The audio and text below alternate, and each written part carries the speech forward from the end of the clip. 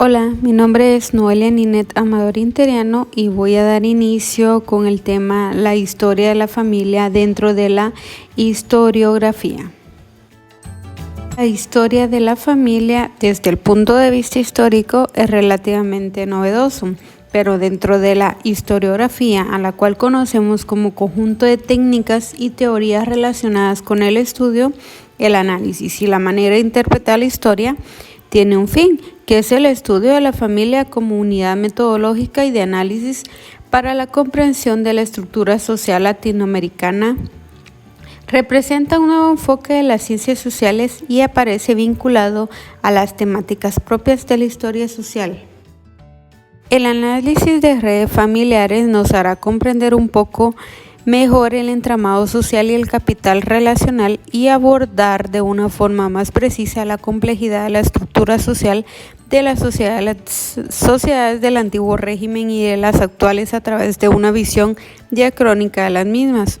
Así pues, la reconstrucción genealógica, las redes de parentesco, las estrategias matrimoniales, así como los argumentos esgrimidos para preservar su poder y linaje, constituirán aspectos relevantes en la formación de la estructura social latinoamericana y en reproducción de su estirpe como élites de poder. Marco conceptual de las redes familiares como estructuras de poder de larga duración. A su juicio, muchas de las familias que ella denomina notables llegaron a formar redes de las cuales estas y sus aliados extendían su poder al gobierno, convirtiéndose en árbitros absolutos de los estados, adoptando en parte la definición de Balmori y la de López Beltrán. Señala anteriormente que definimos red familiar como el conjunto de familias que configuran la élite de poder y que conforman en cada país el núcleo oligárquico. En estas redes están ligadas por 5 factores que le confieren una unidad y homogeneidad que le permiten constituirse como estructura de larga duración. Por ejemplo, las alianzas a través del matrimonio, las alianzas a través de los negocios, la proximidad geográfica y el factor socio-racial, la participación en asociaciones políticas, religiosas o socioculturales y la formación de sus propios intelectuales orgánicos. Esta ha sido mi participación. Gracias. Las reglas de oro de la pervivencia de las redes familiares en Centroamérica. Pervivencia significa continuar viviendo o existiendo a través de las adversidades y desde la antigüedad, por lo tanto es sinónimo de durar o permanecer. En este tema pues se explicará de acuerdo a el porqué la importancia de la pervivencia de estas redes familiares. En primer lugar, pues porque tradicionalmente en España la familia y las redes sociales obtenían demasiado el poder, la estructura de poder, a lo cual ellos argumentaban la insistencia en la pureza de la sangre. En segundo lugar, las familias de segunda y de tercera clase, como debían mantener ese linaje para no mezclarlo específicamente con indios o con negros, le dieron más importancia a la mujer, que es la que procrea la vida, dado que se casaban entre ellos mismos y continuaba su sistema de herencia. En tercer lugar, la importancia de las redes familiares en el aspecto político. En cuarto lugar, demuestran estos que pueden emerger o retornar a la sociedad, por ejemplo, en época de crisis, y es ahí en donde ellos demuestran que tienen el poder sobre la sociedad. En quinto lugar, es la mezcla del dominio con la legitimidad, porque ellos en hechos históricos ellos vienen buscando su estructura de poder, mantenerse dentro de la herencia, continuar en el ámbito político. En sexto lugar, la continuidad del poder, pero bajo la pervivencia del linaje de estructura en larga duración, o sea, que no exista un corte entre ellos mismos. Un ejemplo de esto es de que Dentro de la política de 1990-1995, específicamente en Guatemala, se encuentra participando los Zarzú, los Díaz Durán y los Valladares Aycinena.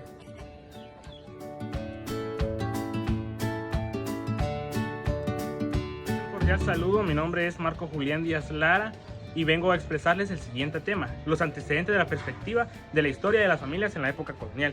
Sobre la importancia de esto, podemos ver que la época colonial varió en sus diseños, en sus cosas y sobre todo la familia. Muchas investigaciones o bibliografías han surgido sobre la familia como un modelo de la estructura social, siendo un pilar principal de la época colonial.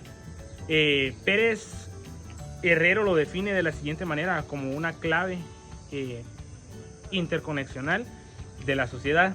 La historiografía de América Latina, dentro de esta se encuentran en los estudios de 1980, la tercera época o década más estudiada e implementada dentro de la época colonial, como las investigaciones sobre la familia. Se ha descubierto que las familias han logrado, sobre el paso del tiempo, las expectativas de la producción y reproducción, dando a esto un análisis sobre la crisis del modelo familiar, donde se encuentra la paternidad, el matrimonio, el parentesco y la sexualidad de los mismos.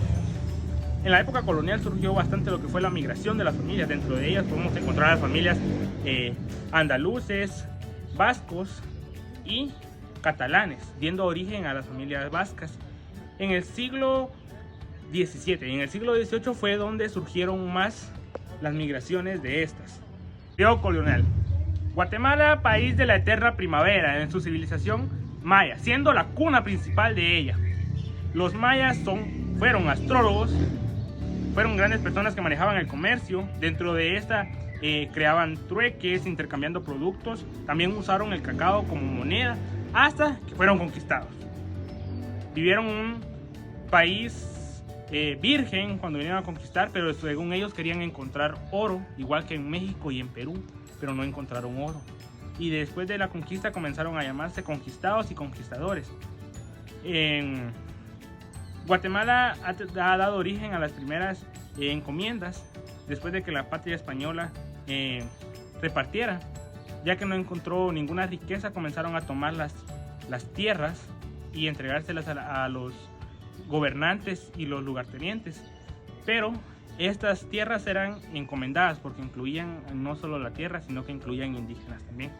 Las familias vinculantes a la conquista dentro de la sociedad eran de la sociedad muy cerrada en sus redes, dando origen que los que formaran parte de la conquista fueron las siguientes familias: los Alvarado, los Orduña, los Maldonados, los Barahona, los de la Cueva, los Sotomayor y los Díaz del Castillo. Dando la siguiente nota, que dice que las personas que traicionaban a la corona española y tenían encomiendas eran llamados infieles, y otros españoles venían, los desterraban a ellos, y depende, si lo hacían con valor y con interés, eran llamados con un título de hijadalgos. El concepto de pureza en sangre americana era de prestigio. Los españoles discriminaban mucho a las personas, eran muy racistas. Ellos, solo porque venían de un lugar europeo o un lugar desconocido y vinieron a apoderarse aquí, por el color de piel discriminaban a los otros. Y a pesar de que ellos eran analfabetas y todos, simplemente porque como eran criados a la fuerza, eran bárbaros los primeros conquistadores, ellos vinieron a tomar las cosas y se sentían superiores a los demás. Ahora, hago referencia al comediante Jairón Salguero. Él nos expresa la historia de distinta manera y toma en base a lo que dice este libro, de que cómo vinieron los españoles, conquistaron, tomaron todo y trajeron en un barco. En el barco que vino con mujeres, vinieron en 1539 y fueron familias o mujeres hijas de los funcionarios de la corona. Y cuando vinieron aquí a Guatemala eran españolas y se juntaron con los que estuvieron gobernando aquí y dieron origen a los criollos. Con este culmino mi tema y dejaría en pose la palabra. Mi nombre es Erwin Eduardo Monroy Cruz, carnet 2011 4576-2, y les voy a hablar acerca de las principales redes de familias en Guatemala. A fines del siglo XVI, casi todos los conquistadores se encontraban emparentados entre sí y muchas de las grandes encomiendas se habían formado mediante la unión matrimonial de los hijos y la mayor parte de las veces de las hijas de los más grandes encomenderos. Estas alianzas matrimoniales les permitieron generar una amplia trama de parentesco que les va a permitir sobrevivir como grupo de poder a pesar de la declive de la encomienda. En esta segunda etapa de crisis económica en la segunda mitad del siglo XVI, los criollos empezarán a casar a sus hijas con ricos comerciantes. Este es el caso de los Castillo con los Lira Cárcamo, de los Donis con los Castillo Pimentel y de los Pérez Dardón con los Núñez, etc. Los conquistadores establecían alianzas matrimoniales en función de 3 patrones. La número 1 era entre ellos mismos de acuerdo con su fortuna y lugar de origen. La 2 era con peninsulares para conseguir blanquearse e influenciar en el poder político. La tercera era con advenedizos que poseyeran la calidad de vida o dinero. También algo que jugaba como papel importante en esta situación era que las mujeres tuvieran un dote, lo que era herencias grandes, así como estas eran elegidas como mujer para algunos de los hombres, ya que el principal interés era que ambos poseyeran fortuna y un origen de raza pura. En la historia han permanecido familias como lo son los Arzum, los Urruela, los Aycinena, cada uno con una historia diferente. Hablemos de los Aycinena. Los Aycinena le dieron a Guatemala 2 presidentes de la República, le dieron un arzobispo, le dieron un obispo, gente que perteneció al poder no solo en los ministerios, sino también en las diferentes diputaciones que ha tenido el Estado. Ha sido una familia de abolengo que ha permanecido durante el siglo XVIII hasta nuestros días. Ahora, hablemos de los Arzú. Los Arzú vinieron como el segundo hijo de la familia principal de España, de Basto precisamente, y se vino a asentar a Guatemala. ¿Y cómo vino él? Él vino como un militar. Gracias a él se le podría decir que se inauguró la escuela militar en Guatemala. Ahora hablemos de los Urruela. Los Urruela es una familia importante también de Guatemala, que en el tiempo de las colonias, en el tiempo de la independencia, tuvo una gran transformación. Pero estas familias se fueron acoplando a otras familias nativas que también eran de dinero. Entonces no se puede decir que esta familia de los Urruela son 100% linaje puro. Buenas tardes, mi nombre es Arodi Espinales. Mi tema a exponer hoy es la irrupción del mestizo y del extranjero en la élite del poder. La irrupción del mestizo en la historiografía clásica de Guatemala nunca se ha prestado la suficiente atención para la presencia de los mestizos en la estructura social guatemalteca, porque al quedar este grupo marginado de la regularización colonial, administrativa y tributaria, y al carecer de un espacio territorial en donde desenvolverse. La irrupción del mestizo no fue hasta finales del siglo XVII, que con Cortés y Larraz tomó auge. Incorporación del extranjero al bloque del poder. Con el cultivo del café, los extranjeros se incorporaron al poder, ya ellos dando una fracción de sus inversiones que eran de la clase modernizante y progresista. También aportaron gran parte del capital necesario para dicho cultivo. Uno de los primeros inmigrantes en establecerse en la región de Cobán fue el alemán Heinrich Rudolf Düsseldorf, que con su llegada y la de sus sobrinos en 1880 fundaron la compañía de exportación e importación HR Düsseldorf y se constituyeron como una de las empresas agrocomerciales más fuertes de la época. Gracias. Mi nombre es Ken Flores y yo les voy a hablar sobre la familia Castillo. Los Castillos se presentan como una familia muy extensa, cuyos orígenes se remontan al conquistador, colono e historiador Bernal Díaz del Castillo. Desde el principio se desarrolla como una red extensa que a lo largo del siglo XVI y XVII emparenta con los recomenderos más ricos de la región, los cuales son los Becerra, los Medinilla, los Mazariegos, los Pérez Dardón y los Lobo. Desde sus inicios se produce el mestizaje, siendo la esposa de Bernal Díaz del Castillo, Teresa Becerra, fruto de la unión de Bartolomé Becerra con una india choluda. A partir del siglo XVI, los Castillos inician sus relaciones con familias de comerciantes, siendo ahí el desglose de toda la familia Castillo. A lo largo de la historia y generación tras generación surge Cervecería Centroamericana, tras consolidarse como un monopolio en la producción de cerveza nacional a través de la empresa matriz Cervecería Centroamericana y su marca Gallo, ramificarse después a los servicios financieros en la época de los 70 con su única presencia en el Banco Industrial e incursionar de manera clave junto a otros grupos familiares e industriales en la fundación de medios de comunicación escritos que hoy expresan abiertamente sus posiciones.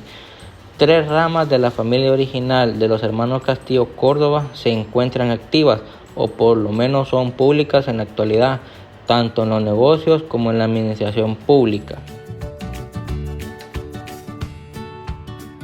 Mi nombre es Sheila Marisa Vázquez García y hoy les hablaré sobre el pensamiento y práctica racista en la oligarquía guatemalteca. Bueno, se investigaron estas familias, aquellas familias de origen hispano que fueron asentadas durante la conquista y la colonia. Las redes familiares estudiaron y fueron establecidas en el siglo XVI en función de los primeros enlaces matrimoniales. Entre ellos encontramos pobladores, peninsulares y criollos.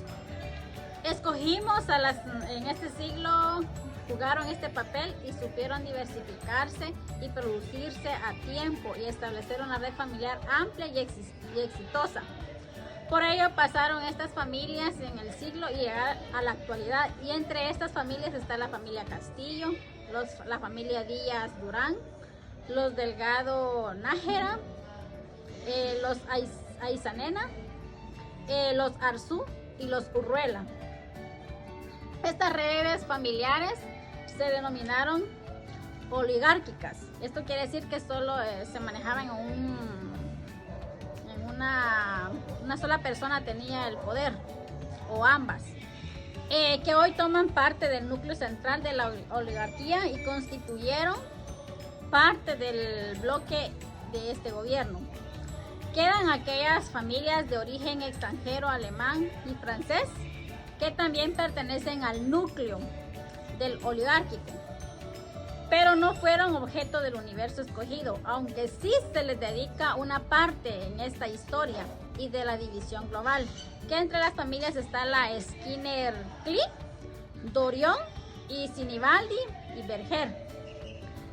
Y dentro de un núcleo muy reducido han dado origen a buena parte a 22 familias que nos gobiernan en la actualidad. Alrededor de ellos han generalizado redes secundarias centralizadas y de ellas sacaron 6 entronques hasta llegar a formar una parte del núcleo central. Este sería el caso de los Lara, los Beltranena, Sinibaldi, Sirio, Aguirre, Álvarez y de las Asturias que completan este núcleo familiar. Y 2 familias seleccionadas forman parte de las principales fracciones de la clase dominante y controlan la mayor parte de la industria, la agroexportación y las finanzas y el comercio. La principal fuente de acumulación de capital de estas familias procede de la agricultura, después han pasado a sectores de producción y en el siglo XIX y siglo XX solo 7 de ellas hicieron su fortuna directamente en la industria o el comercio. Está como en el caso de los Castillo, los Asmitia, Saravia, los Lara, Pais Ayala y los Dardón. Estas 22 familias vienen ejerciendo directamente o indirectamente el poder político en Guatemala y miembros de todas ellas forman parte del CACIF. Este es un órgano del poder de la iniciativa privada de la gran influencia política y sucesiva de los gobiernos que se concentra en presentar el poder económico. Muchas de ellas han formado dichos bancos, como en el caso de las familias Castillo, Falla, Aguirre, Samayoa, los Urruela Díaz y Durán, Saravia y entre muchas más. Algunas de estas redes familiares poseen los monopolios más fuertes, que entre estas familias están los Castillo Herrera, Novella y otras que son fundadoras de las principales universidades privadas del país, a través de las cuales forman entre ellas y educan. Entre estas universidades podemos aumentar que está la Universidad Francisco Marroquín y la Universidad del Valle. De todo ello, deducimos que estas 22 familias proceden de 6 entronques principales. Forman parte, sin lugar a duda, del núcleo oligárquico y del bloqueo de la actualidad. Por supuesto que existen redes familiares que han alcanzado un gran capital y manejan importantes empresas familiares como los Pais, los Gutiérrez, los Botrán, los Mancilla, los Arribillaga. Todos ellos eran origen español, pero nuestro objetivo no era hacer un estudio familiar de las familias guatemaltecas, sino que solo ver su élite de poder que ellos tenían para el país. Muchas gracias. Buenas tardes, mi nombre es Jefferson Fabricio Neido Aldana y yo les hablaré sobre el resultado de datos e interpretación de la encuesta. Antes que nada debemos saber que la etnia es el conjunto de personas que pertenecen a un grupo o comunidad lingüística, cultural, etc. Por ende, vamos a analizar una entrevista a la cual se le pregunta a varios sujetos sobre qué es lo que ellos se consideran, ¿verdad?, dentro de estos diferentes tipos de grupos. Empezando con la encuesta, se entrevistaron a 110 individuos del núcleo oligárquico.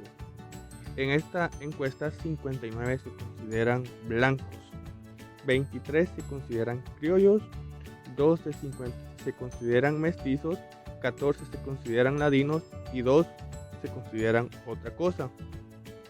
Un dato muy importante es que los que se consideran blancos, pues al final es porque ellos no diferencian entre sexo, entre alguna cuestión de nacimiento, sino que simplemente cuando se refieren al blanco es que ellos se refieren o se consideran al tipo de grupo de españoles o de la raza más importante. En esta entrevista hacen falta ciertos números de personas entrevistadas para completar las 110, y esto fue a raíz de que los sujetos que aún faltan ahí por enumerarse es porque ellos tuvieron una cuestión de hablar y de expresarse muy grosera, muy racista, y por ende pues se prefirió omitir. Ejemplo claro de lo que podemos decir que fue uno de los comentarios de uno de los sujetos eliminados fue que un joven de 30 años opinó y dijo de que él se consideraba blanco y que se consideraba español porque los españoles eran blancos y que todo su país era blanco, no como este país que olían a carbón y eran color cartón, ¿verdad?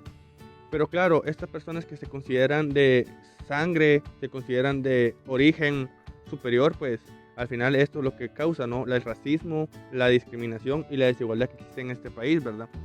Entonces, para hablar más de este tema y para entender sobre estas encuestas, vamos a hablar sobre la historia y el racismo, ¿verdad? Y cómo nació esto. Como ustedes saben, pues hace muchos siglos a este continente vinieron los españoles, los cuales dominaron, en los cuales robaron oro, esclavizaron a nuestros antepasados, entre otras cosas. Y en este aspecto, pues muchos de ellos, según se dice, se quedaron y entre otros, pues se lograron mezclar, ¿verdad? Ya que ellos tenían como esclavos a las mujeres de ese entonces, ¿verdad? Entonces, por ende, vamos a analizar la historia y qué opinan los encuestados sobre qué hubiera pasado si los españoles no hubieran venido a nuestro país, ¿verdad? Que es una pregunta que muchos se hacen siempre, de qué hubiera pasado si nuestros antepasados no hubieran sido esclavizados. ¿Qué hubiera pasado si ellos tuvieran el poder total de lo que a ellos les correspondía en ese momento, ¿verdad?